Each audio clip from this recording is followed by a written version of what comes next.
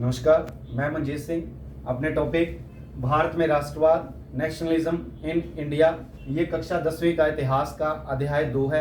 इसके 4 वीडियो हम पहले बना चुके हैं और इसका ये 5वां वीडियो है। अब इस वीडियो में इस टॉपिक में हम क्या बात करने जा रहे हैं? सिविल डिसोबीडियंस मूवमेंट, सविनय अवज्ञा आंदोलन। ये महात्मा गांधी जी के द्वारा चलाया गया दूसरा बड़ा आंदोलन था और ये 1930 में चलाया गया था। अब इसकी जो बैकग्राउंड है, पहले हम उसकी तरफ जाते हैं। आपको पता ही है कि असहयोग आंदोलन 1922 में चोरा चोरी की घटना के कारण गांधी जी ने स्थगित कर दिया था। अब उसके बाद क्या हुआ? एक रिक्तता का भाव, एक शून्य का भाव पैदा हो गया था राजनीतिक गतिविधियों में। तो उसी को दूर करने के लिए कुछ लोग क्या हुए, कांग्रेस से अलग हो गए और उन्होंने अपना एक दल बनाया जिसको स्वराज पार्टी या स्वराज दल के नाम से जाना जाता है 1923 में। अब इसके जो मुख्य नेता थे वो थे पंडित मोतीलाल नेहरू। ये मोतीलाल नेहरू जो पंडित जवाहरलाल नेहरू हैं उनके पिता थे। साथ में सीआर दास और एनसी केलकर और कुछ अन्य लोगों ने कांग्रेस से अलग होकर के अपना एक स्वराज दल बनाया, स्वराज पार्टी बनाई।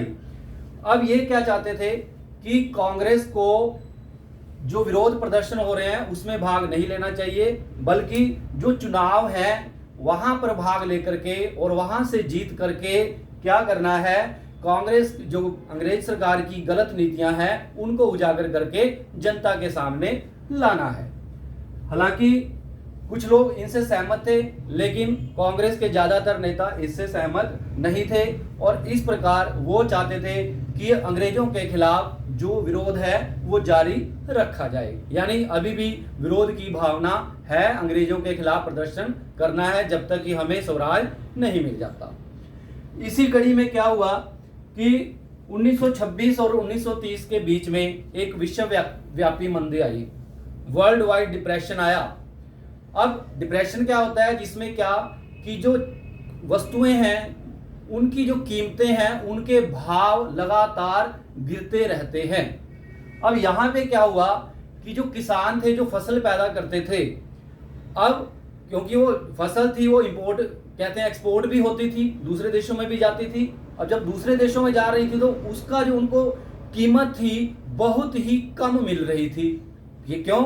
क्योंकि मंदी आई हुई है और मंदी में ऐसे होता है कि जो कीमतों में है वो कमी आती रहती है और जिससे कि जो किसान जो फसल पैदा कर रहे थे उन्हें उसका उचित मूल्य नहीं मिल रहा था और जिसकी वजह से वो लगान चुकाने में असमर्थ थे, जबकि जो जमींदार थे या जो अंग्रेजी सरकार थी उनसे पूरा कर वसूल करना चाहती थी।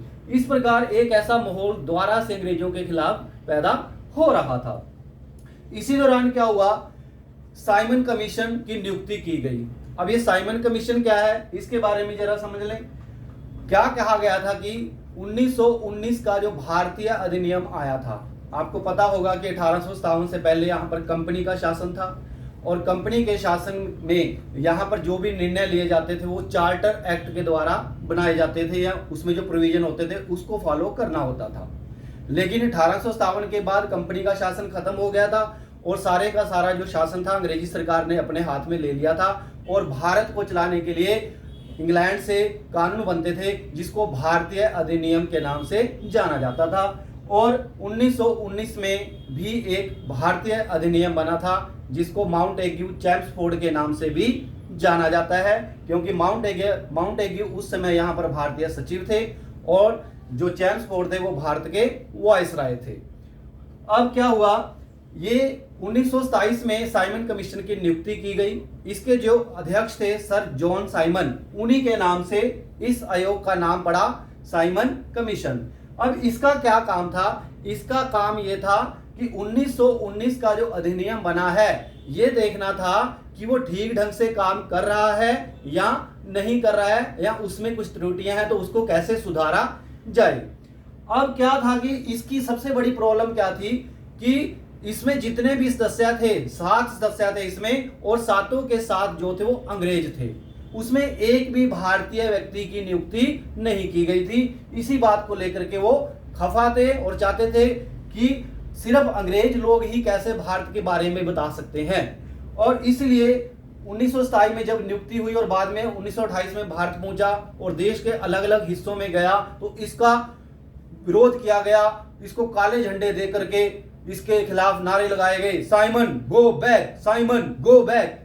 अब इसी बैकग्राउंड में क्या हुआ, लाहौर के अंदर जब ये साइमन कमीशन पहुंचा तो लाला लाजपत राय जो स्वतंत्रता सेनानी थे उनका क्या हुआ, आगे एक शांतिपूर्ण ढंग से विरोध कर रहे थे एक भीड़ के साथ मिलकर के। अभी क्या हुआ, जैसे वो आगे बढ़ रहे थे वहां पे एक पुलिस अधिकारी सैंडर्स ने उनके सिर पर लाठियां बरसाई। जब ये लाठियां बरसाई तो कुछ दिनों के बाद उस जो उनको आघात लगा उससे उनकी कुछ दिनों के बाद मौत हो गई। इस बात को लेकर के भारत के लोगों के मन में बहुत ज्यादा रोष पैदा हो रहा था।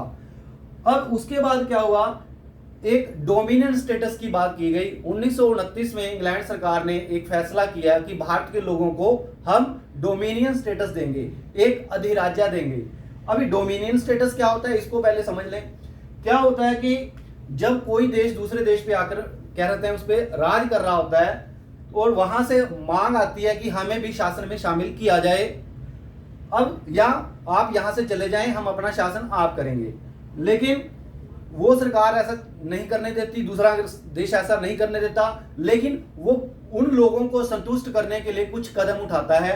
और उसी कड़ी में एक था डोमिनियन स्टेटस। उस समय जो लॉर्ड इरविन थे, भारत के वाइसराय थे, उन्होंने एक सुझाव दिया भारत के लोगों को कि हम आपको डोमिनियन स्टेटस या अधिराज्य देते हैं, जिसके तहत क्या होगा कि आप भारत के अंदर अपना शासन करेंगे, यानी जो आपके इंटरनल मैटर हैं उसमें हम बीच में कोई रोक टोक नहीं रखेंगे।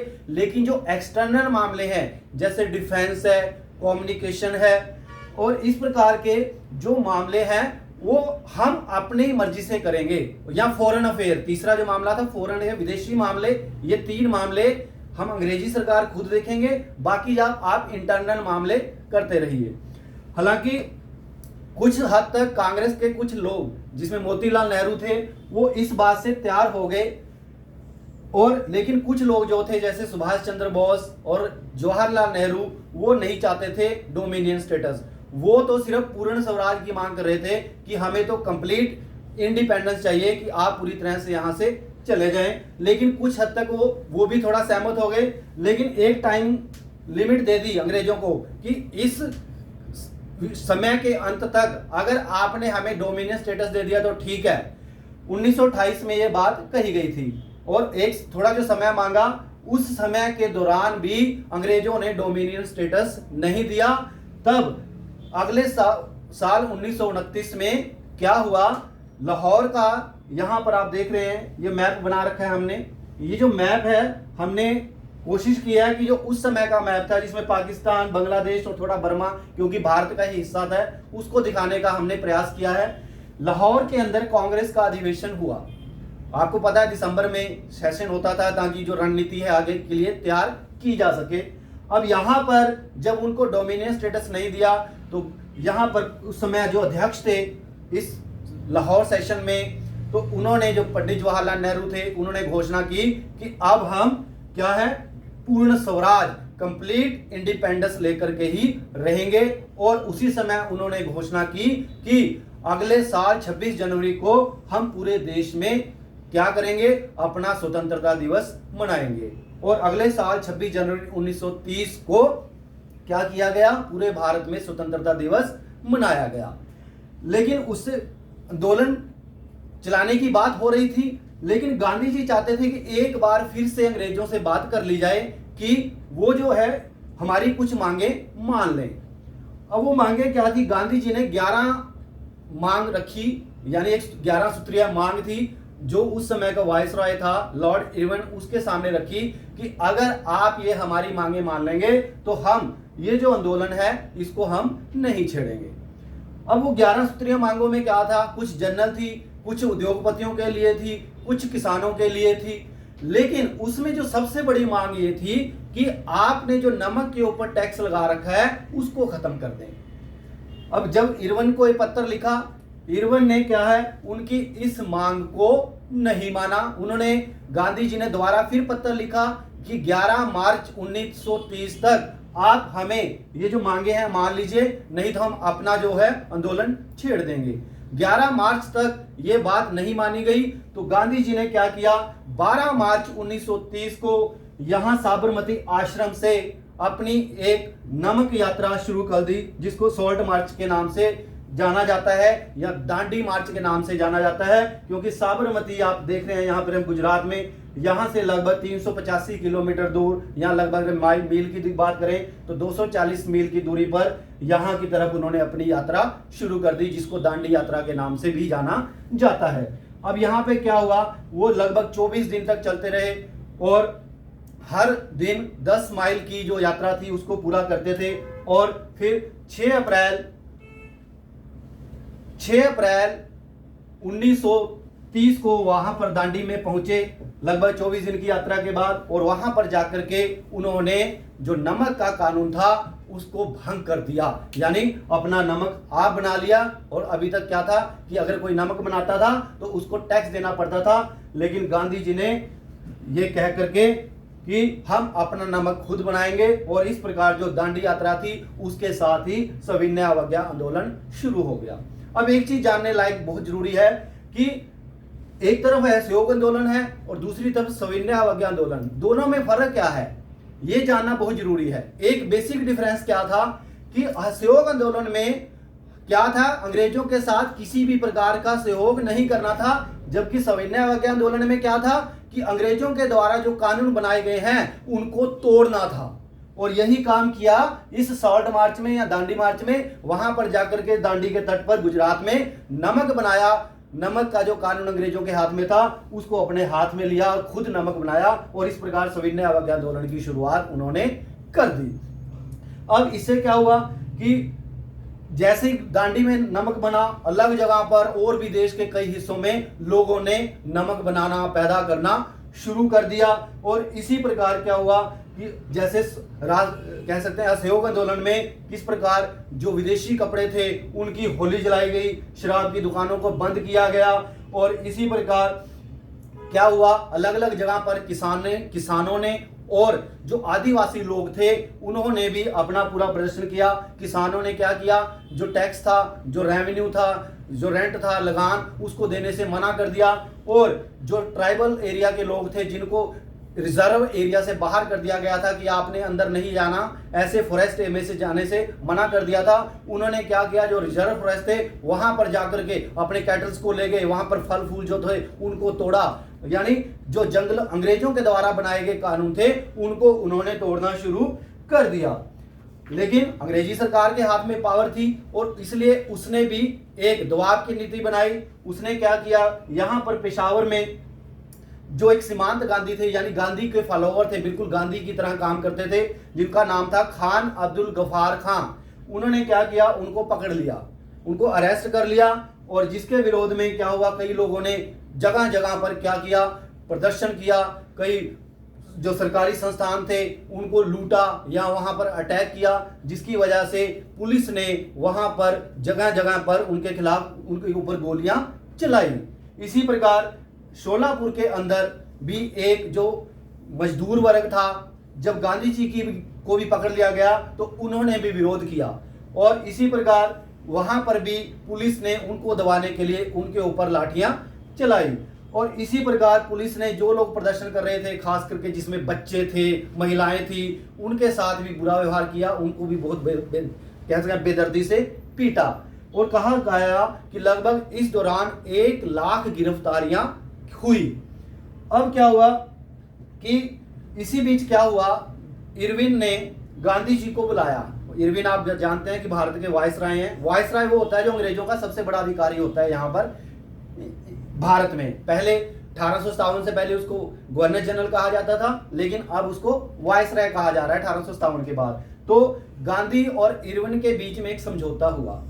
क्या समझौता हुआ कि गांधी जी जो हैं इस आंदोलन को बंद करवा देंगे, और दूसरी बात क्या है, ये उन्होंने कहा था, इरविन ने गांधी जी से बात कही कि आप जो आंदोलन चल रहा है उसको बंद कराएं, और गांधी जी ने कहा कि जितने भी पॉलिटिकल प्रिजनर हैं, जो भी राजनीतिक बंदी हैं, कह सकते हैं जो उन्होंने पकड़े हैं, उनको रिहा किया जाए। सिर्फ एक बात कही कि जिनके ऊपर कोई हिंसा का आरोप है उनको क्या है, रिहा नहीं किया जाएगा। अब इस बात को लेकर के एक चीज और उन्होंने कही इरविन ने कि आपको राउंड टेबल कॉन्फ्रेंस में भाग लेना होगा। अब क्या था कि 3 राउंड टेबल कॉन्फ्रेंस हुई थी, यानी जिसमें एक तरफ इंग्लैंड की से जो सरकार थी और दूसरी तरफ जो भारत की सभी पार्टियां थी, उनको बुलाया गया था लंदन के अंदर भारत के मुद्दे को सुलझाने के लिए। 1930 में जो पहली राउंड टेबल कॉन्फ्रेंस हुई थी उसमें कांग्रेस पार्टी ने भाग नहीं लिया था, लेकिन यहां पर जब गांधी इरविन समझौता हुआ तो वहां पर उनको कहा गया कि आप जो दूसरा राउंड टेबल कॉन्फ्रेंस है आप उसमें भाग लेने के लिए वहां पर जाएंगे।